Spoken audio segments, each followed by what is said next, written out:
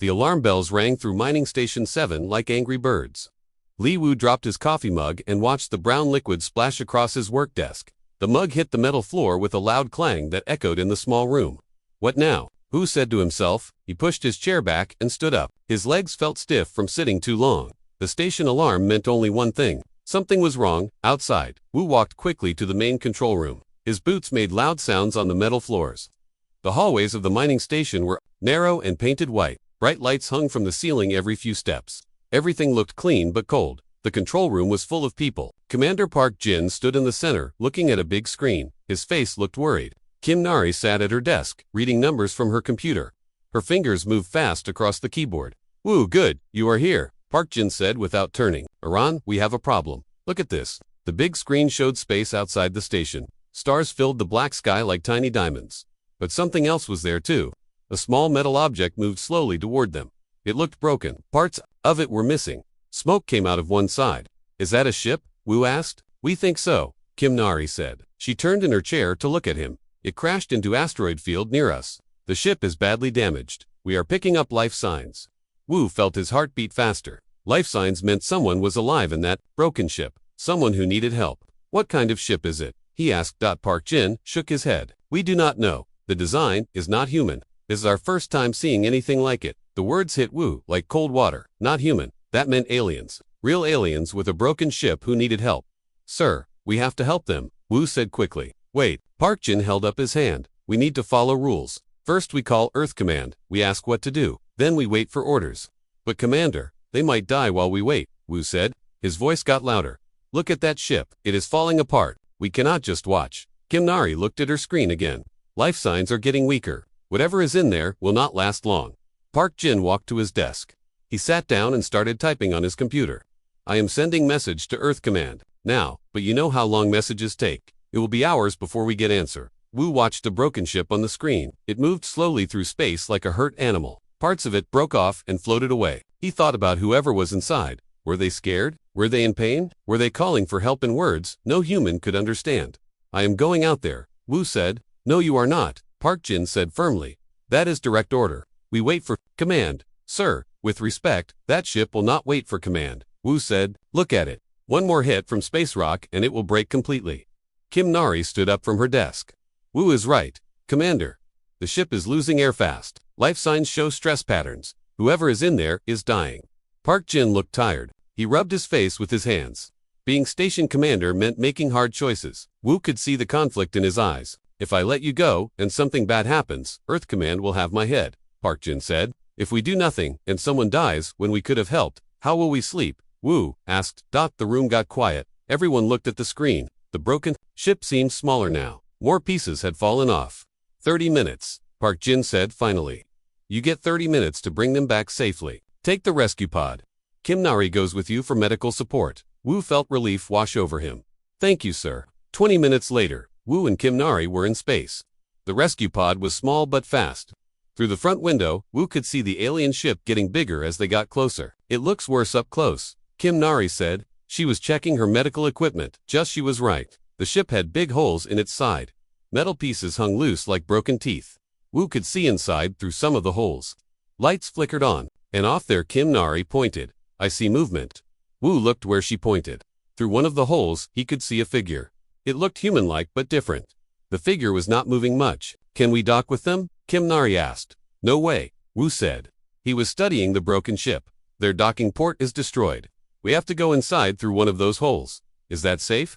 "Probably not, but it is only way." Wu moved the rescue pod closer to the alien ship. He was careful not to hit any of the floating pieces. When they were close enough, he turned on the magnetic clamps. The pod stuck to the side of the alien ship with a loud thunk. "Put on your spacesuit," Wu told Kim Nari. "We are going in." The spacesuits were heavy and made it hard to move, but they would keep them alive if the alien ship had no air. Wu opened the airlock door. Cold space air rushed in. The inside of the alien ship was dark. Their helmet lights cut through the darkness like white swords. Everything looked strange. The walls were curved instead of straight. The floor felt soft under their boots. "This way," Kim Nari said. Her scanner was beeping. "Life signs are stronger in this direction." They walked through the broken ship carefully. Pieces of metal hung from the ceiling. Sparks flew from broken wires. The air smelled of smoke and something else. Something alien. They found her in what looked like a sleeping area. She was lying on something that might have been a bed. Her eyes were closed. She looked human, but not quite. Her skin was pale blue. Her hair was silver white. Around her neck was a metal collar. It was thick and looked heavy. Strange symbols glowed on its surface with soft blue light. The collar had wires that went into the wall behind her. She looks like a slave, Kimnari whispered. Wu felt anger rise in his chest. Slavery was something humans had left behind long ago. To see it here, in space, among the stars, made him sick. The alien female opened her eyes. They were large and purple. She looked at Wu and Kimnari with fear. She tried to speak, but only strange sounds came out. Her voice sounded musical but sad. "It is okay," Wu said softly. He held up his hands to show he meant no harm. "We are here to help." The female looked at the collar around her neck. She touched it with her fingers. Her purple eyes filled with what looked like tears. "We have to get her out of here," Kimnari said. "This ship will not last much longer." Wu nodded. But first, he had to free her from that horrible collar. No living thing should wear chains. He took out his cutting tool from his belt. "Hold still," he said to the alien female. "I will get you free." The cutting tool made a bright light as it worked. The metal collar was strong, but human tools were good. Slowly, carefully, Wu cut through the collar. He was very careful not to hurt her neck. When the collar finally broke apart and fell away, the alien female smiled. It was a beautiful smile that needed no translation. She was free. But then her smile faded. Her purple eyes rolled back. She fell unconscious on the strange bed. "What happened?" Kimnari asked. She rushed to check the alien female. "I do not know," Wu said. He looked at the broken collar in his hands. Maybe she was just tired. Maybe the shock of being free. Kimnari ran her medical scanner over the unconscious alien. "Her life signs are stable but weak. We need to get her back to the station now." Wu picked up the alien female. She was lighter than he expected. Her silver hair felt soft against his spacesuit. As they carried her back to their rescue pod, Wu felt good about what they had done. They had saved someone from slavery. They had given freedom to a creature who had been chained. It was the right thing to do. But as their rescue pod flew back to Mining Station 7, Wu could not shake the feeling that something was wrong. The way the alien female had collapsed so suddenly after he removed the collar bothered him. He looked down at her peaceful face. As Kimnari worked to keep her stable, her skin was getting paler. Her breathing was getting slower. What if he had made a terrible mistake? The medical bay on Mining Station 7 was not built for alien patients. Kimnari had to guess at everything. The beds were made for humans. The machines read human biology. Even the air mixture was designed for human lungs. But they were trying their best. The alien female lay on the medical bed for 3 days. Her breathing was shallow and slow. Her pale blue skin had gotten even paler. The silver hair that had looked so beautiful now seemed dull and lifeless. "Any change?" Li Wu asked as he entered the medical bay. It was his 4th visit that day. He had been coming every few hours since they brought her back. Kimnari looked up from her computer screen. Dark circles under her eyes showed she had not been sleeping well. Her body temperature keeps dropping. "I have tried everything I know, but I am not an alien doctor." Wu walked closer to the bed. The alien female looked so small and fragile. Her hands rested on top of the white blanket. Her fingers were long and thin, almost like an artist might draw them. "It is my fault," Wu said quietly. "I should not have cut off that collar so quickly. Maybe I hurt her somehow." "You were trying to help," Kimnari said. "How could you know what would happen? We have never seen anything like her before." The door to the medical bay opened. Choi Min walked in carrying a tablet, computer, and a cup of coffee. He was the station's scientist and language expert. Commander Park Jin had asked him to study the alien ship and try to understand their language. "Good morning," Choi Min said. He looked tired too. "Any news on our guest?" "No change," Kimnari answered. "She is stable but weak." "What about you? Did you learn anything from her ship?"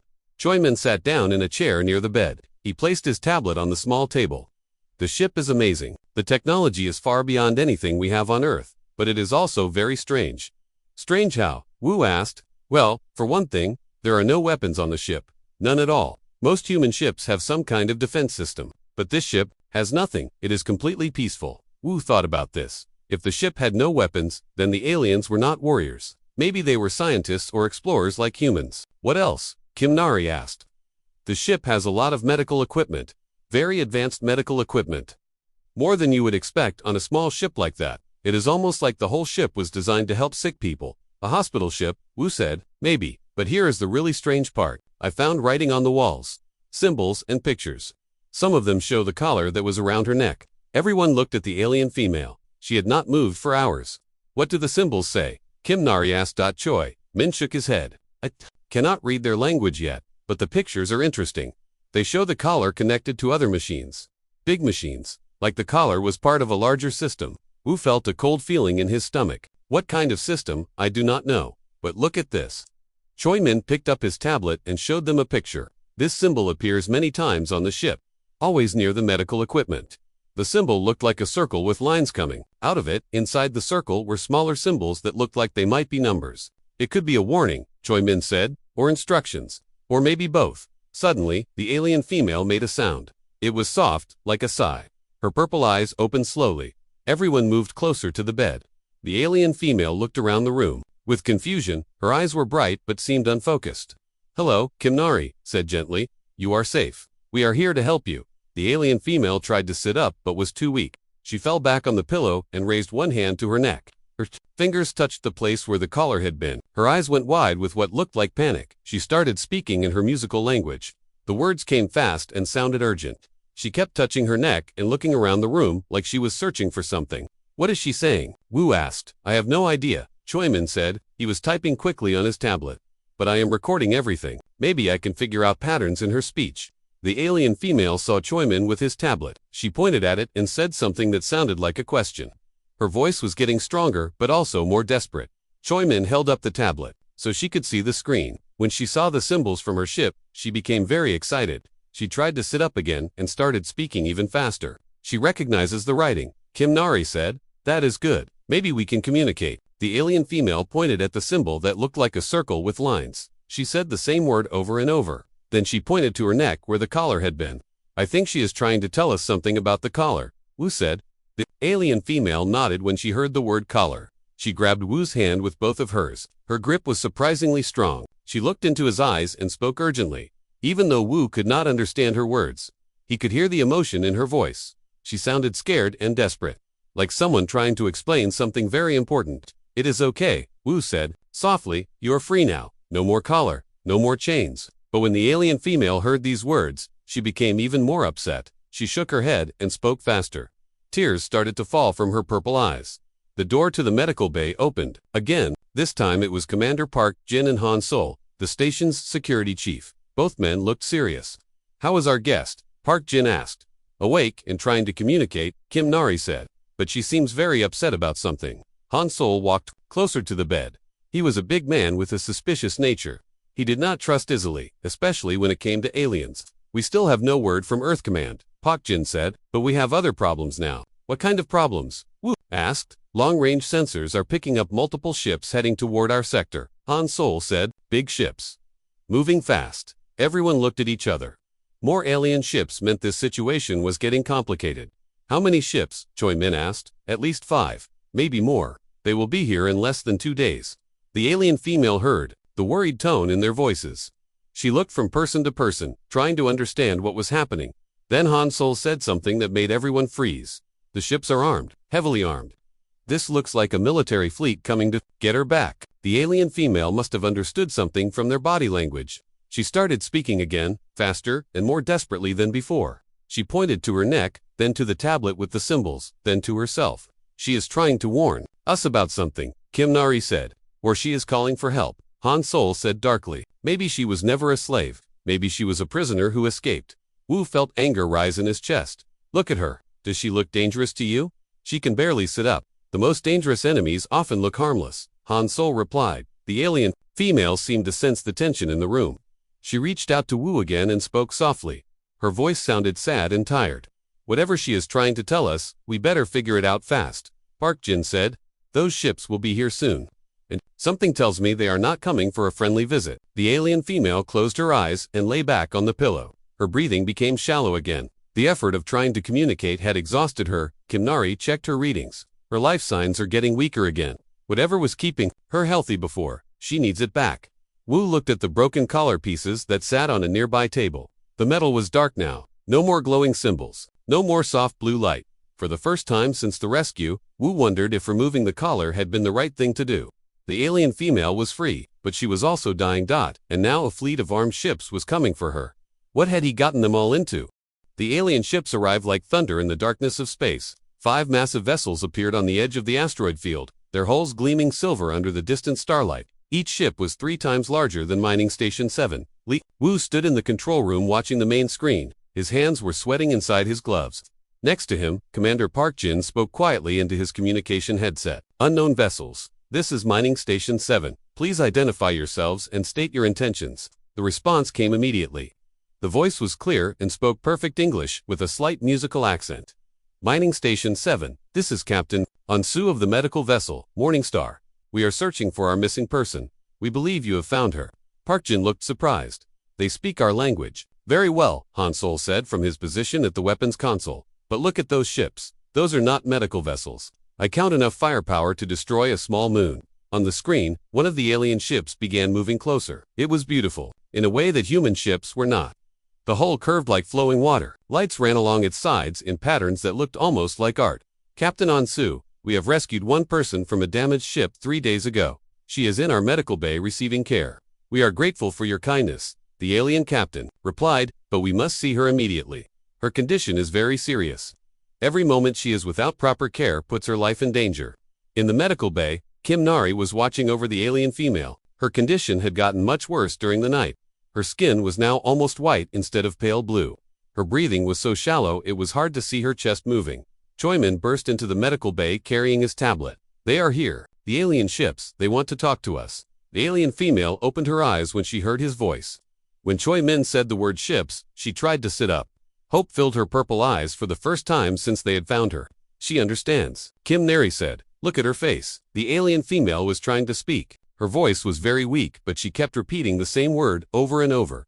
Back in the control room, Captain Ansu was requesting permission to come aboard the station. We will send a small diplomatic party, the alien captain said, just myself, and one other. We are not here to fight. We only want to help our friend. Commander Park Jin made the decision quickly. Permission granted. Docking Bay 2 is prepared for your arrival. 30 minutes later, the alien shuttle docked with the mining station. It was small but elegant, with the same flowing design as the larger ships. When the airlock opened, 2 figures stepped through.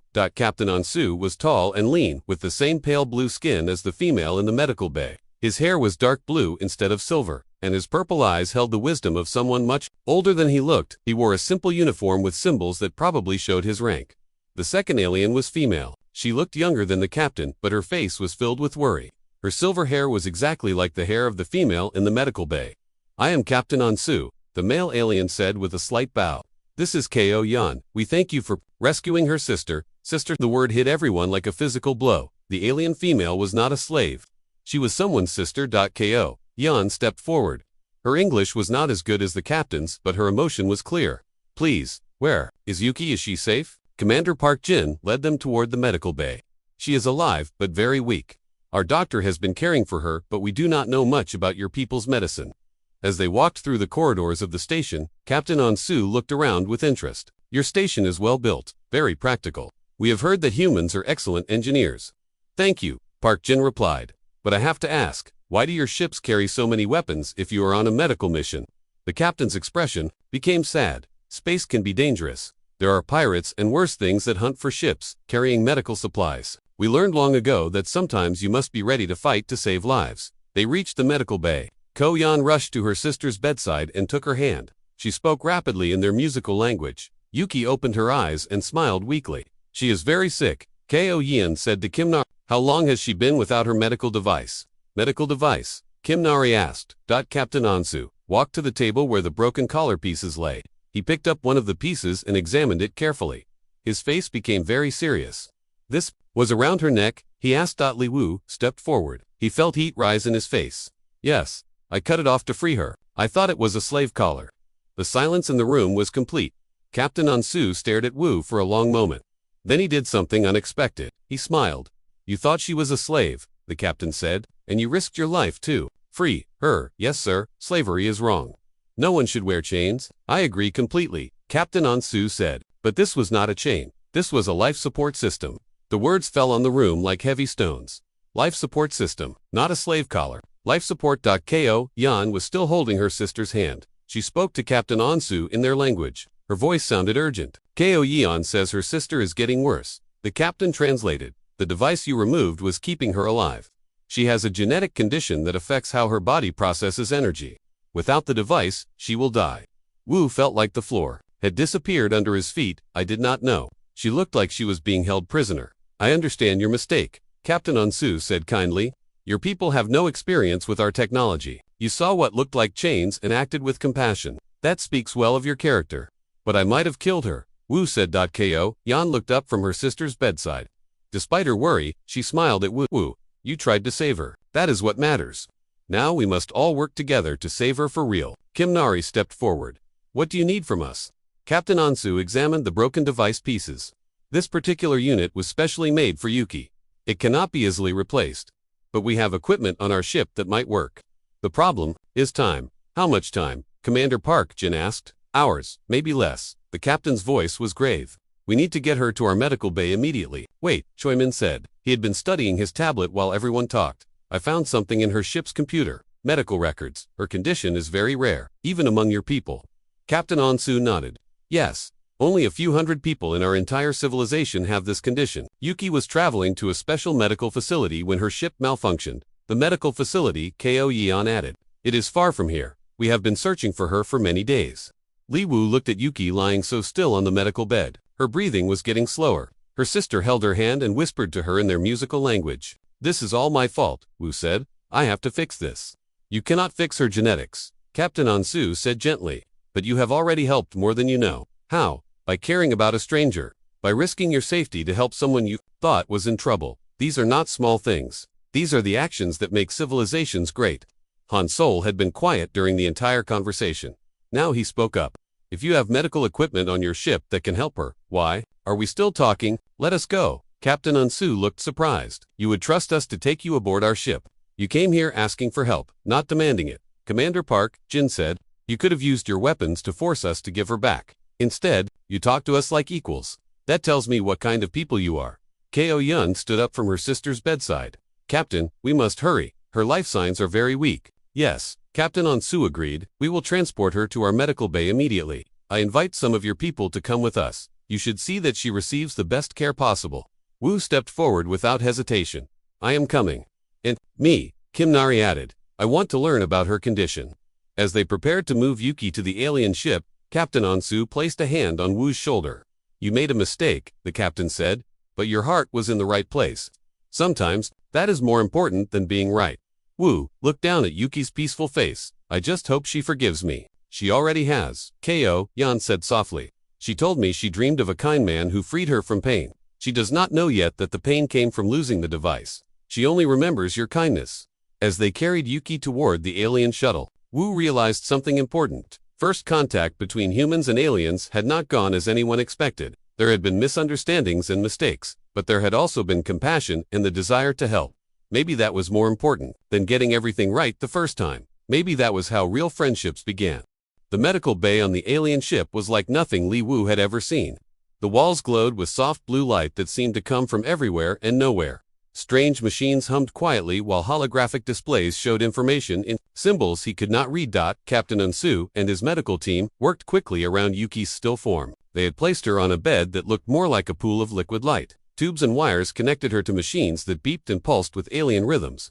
Her condition is worse than we feared, the alien doctor said to Captain Ansu. His name was Dr. Quan, and he looked very old, even by alien standards. The device that was removed was specifically calibrated to her genetic pattern. Without it, her body cannot process energy correctly. Ko Yan stood next to her sister holding her hand. Tears ran down her blue cheeks. How long does she have? Hours, maybe less, Dr. Quan said sadly. I am sorry.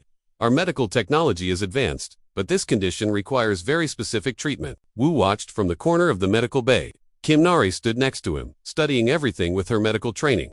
Both humans felt helpless among all the alien technology. What about making a new device? Kim Nari asked. Can you build another one like the original? Dr. Quan shook his head. Each device must be grown, not built. It takes weeks to create one. The process cannot be rushed. Grown? Wu asked. Yes, Captain Ansu explained.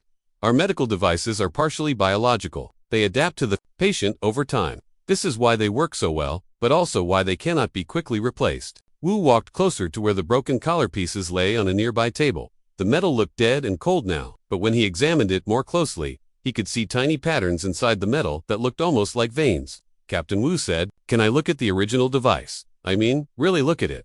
Dr. Quan seemed surprised. You are an engineer, not a doctor. This technology is far beyond your understanding. Maybe, Wu said. But I have fixed a lot of broken things in my life. Sometimes the solution is not about understanding how something works. Sometimes it is about making it work anyway. Captain, Ansu considered this. What did you have in mind? I do not know yet. But on my station we have equipment too. Different equipment. Maybe if we combine your technology with ours, we can create something that works long enough to get Yuki to proper medical care. Dr. Quan looked doubtful. Human technology is very primitive compared to ours. Your computers are slow. Your power systems are crude. I do not see how this could help. But Kao Yan looked up from her sister's bedside. Dr. Quan, she is dying. If there is any chance at all, we must try. Kim Nari stepped forward. Dr. Quan, may I see her medical readings? Maybe there is something we are missing. The alien doctors showed Kim Nari the holographic display. Strange symbols and numbers floated in the air, showing Yuki's condition. Her energy levels are dropping steadily. Dr. Quan explained. The device regulated how her body used energy from food and air. Without it, her cells cannot function properly. Kim Nari studied the readings carefully.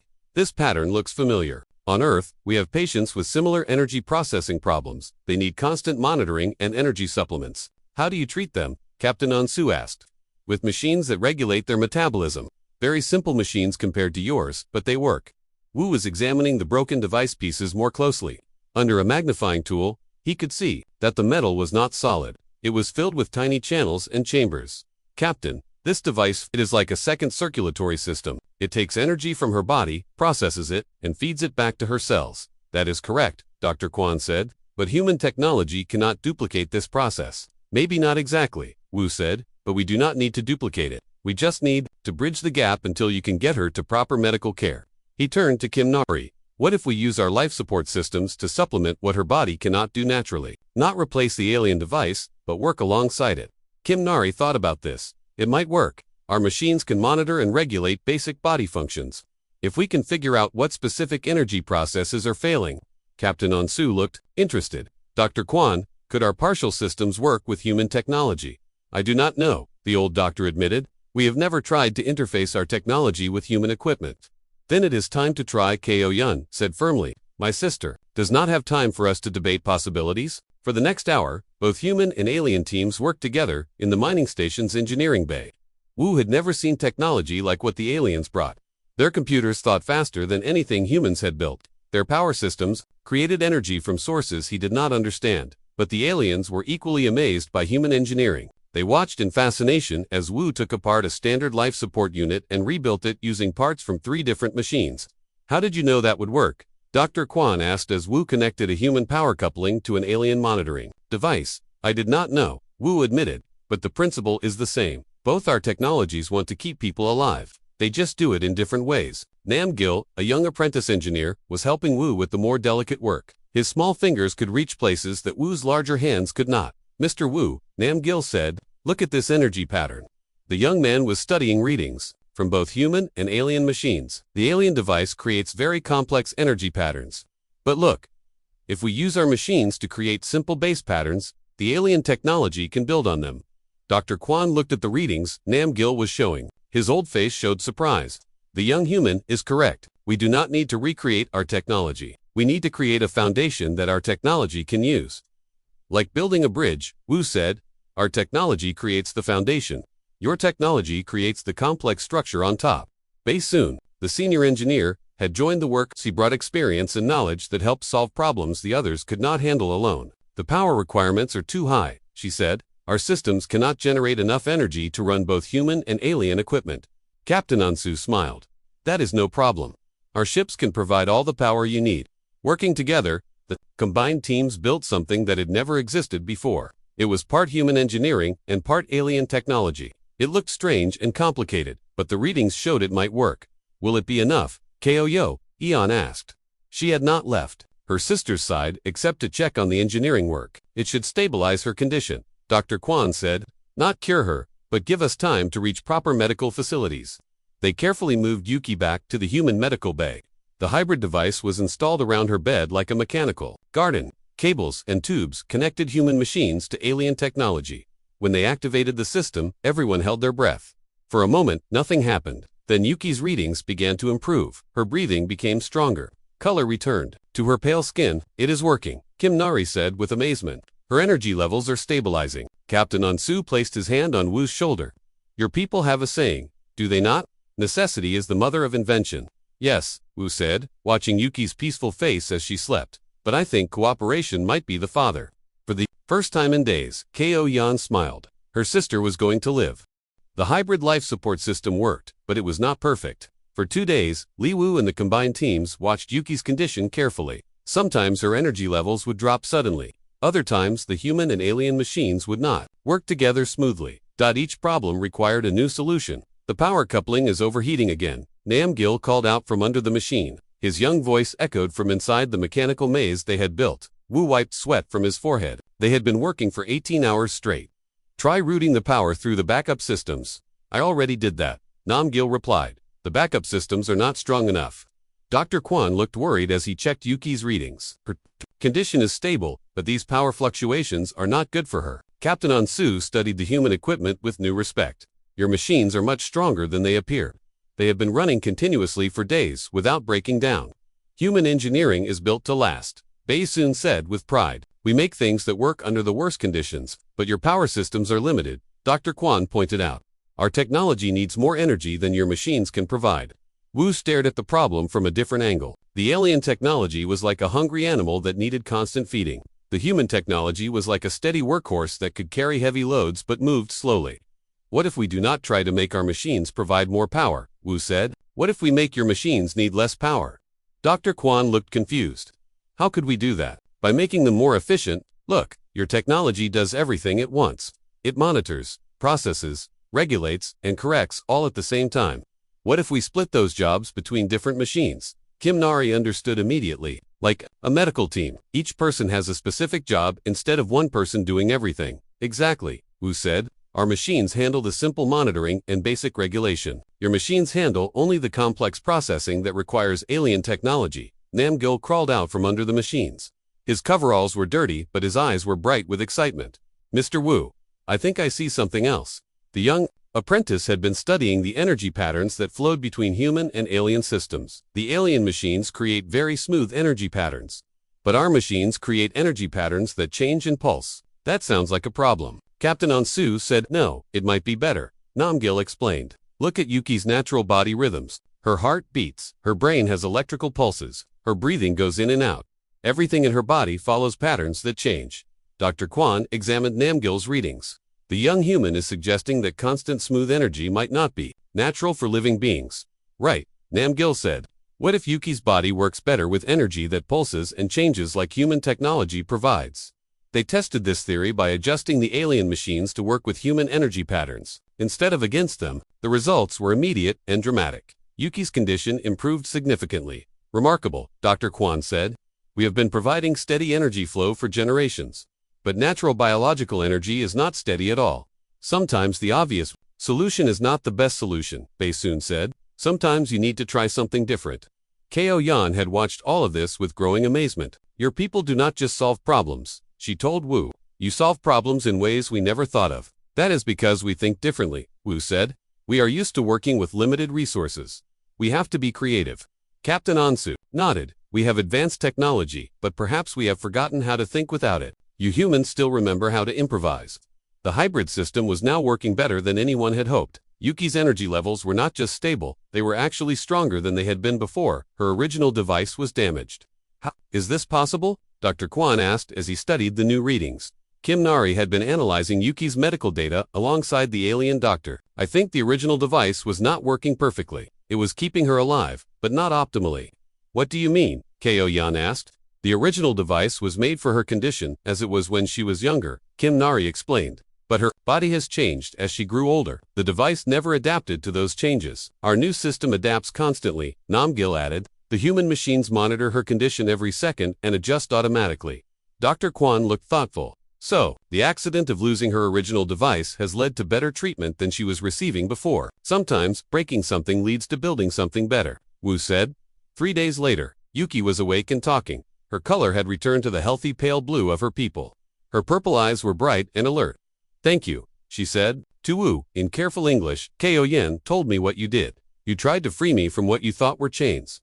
I am sorry, I nearly killed you instead. Wu, said Dot. Why UK, I smiled. But you did not kill me, you helped save me. The new device works better than my old one ever did. She looked around the medical bay at the strange combination of human and alien technology that was keeping her healthy. This machine is beautiful, she said. It is like a bridge between our peoples.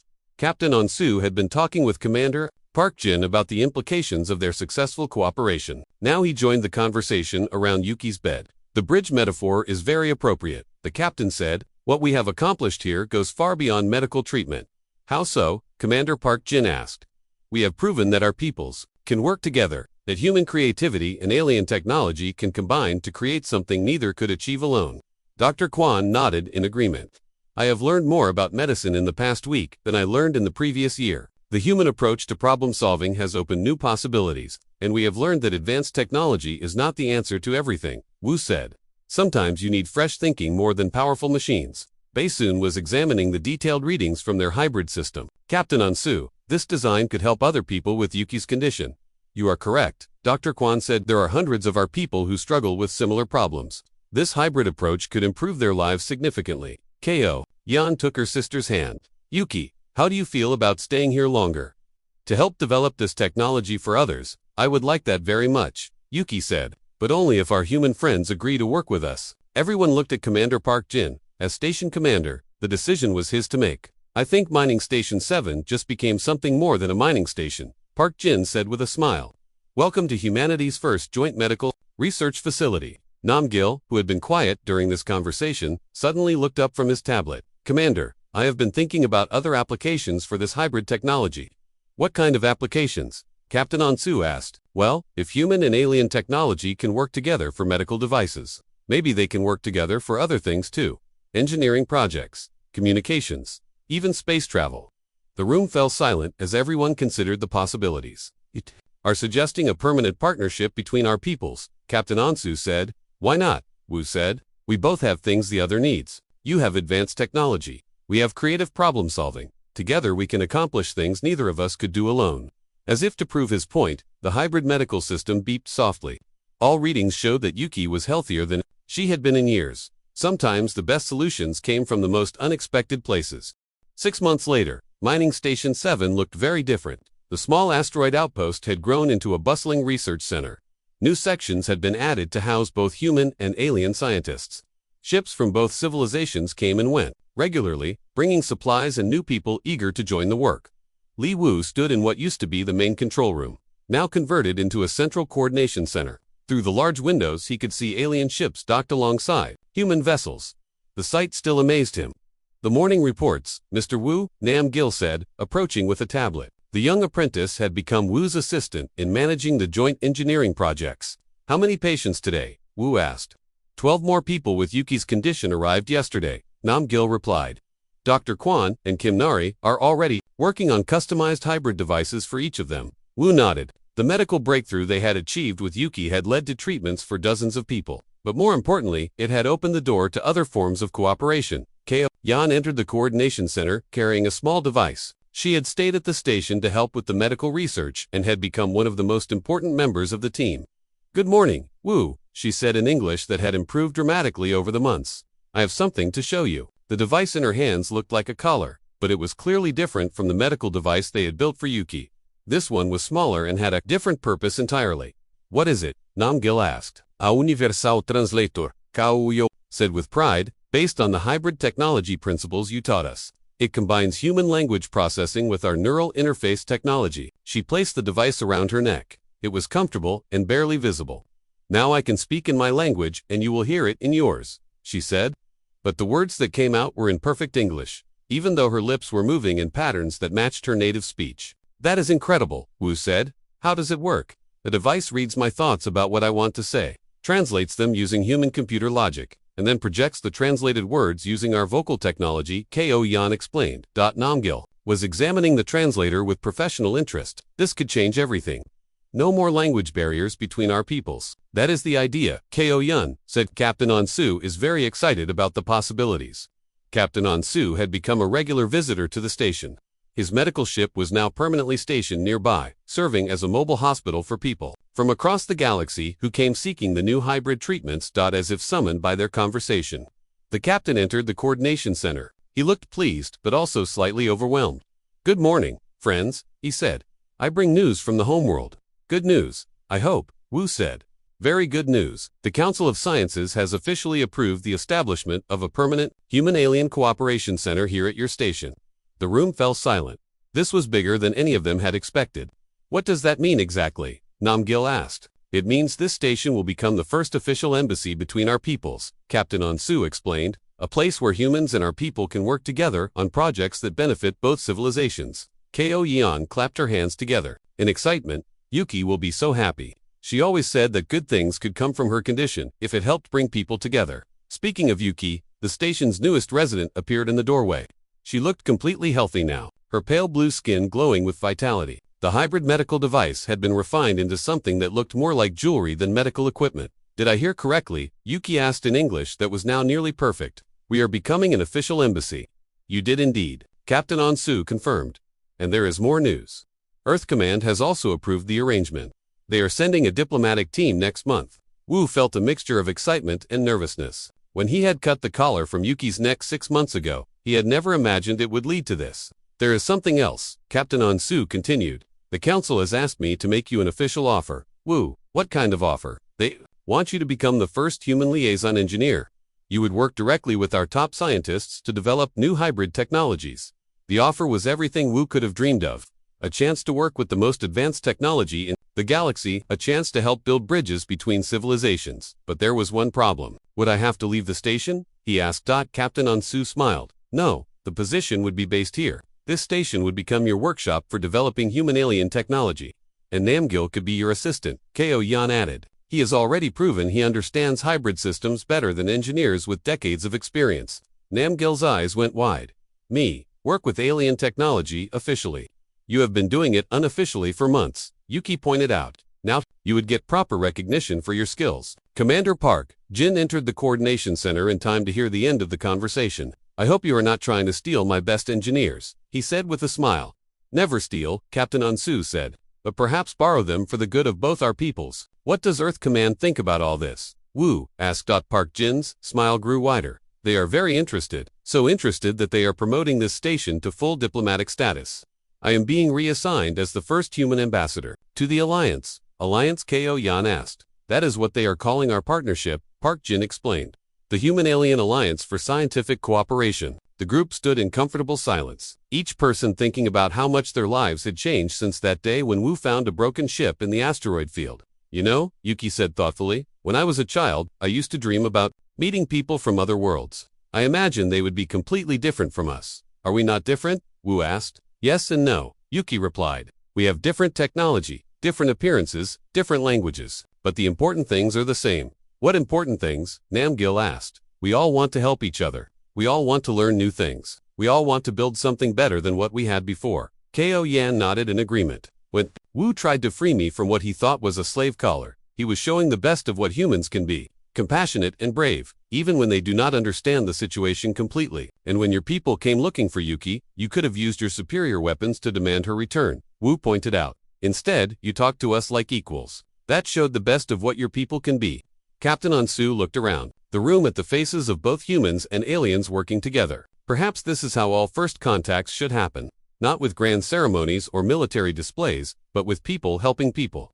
3 hours later, Wu stood in the new workshop that had been built specifically for hybrid technology development. The room was filled with equipment from both civilizations, all working together to create things that had never existed before. Namgil was at one workstation, designing improvements to the universal translator. Ko Yun and Kimnari were at another, working on medical devices for conditions that affected both species. Yuki was testing a new communications system that could allow real-time conversations between Earth and the alien homeworld. Everyone was busy, but everyone was also happy. They were building the future, one invention at a time. A soft chime indicated an incoming message. Wu activated the communication system to see Commander Park Jin's face on the screen. Wu! We have another ship approaching. Small vessel, badly damaged. The pilot appears to be from a species we have never encountered before. Wu smiled. Understood, Commander.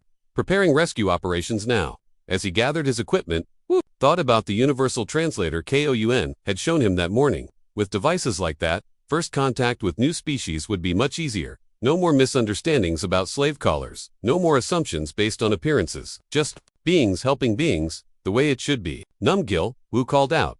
Grab the hybrid medical kit. We have another rescue to perform. Right away, Mr. Wu, the young man replied. Already moving toward the equipment lockers. As they prepared to meet another new species, Wu realized that Mining Station 7 had become something remarkable. It was no longer just a place where humans worked. It was no longer just a place where aliens visited. That had become a place where the way a galaxy came together. And it had all started with one simple act of human compassion. Even when that compassion was based on a complete misunderstanding. Sometimes, the best intentions, even when wrong, could lead to the most beautiful results.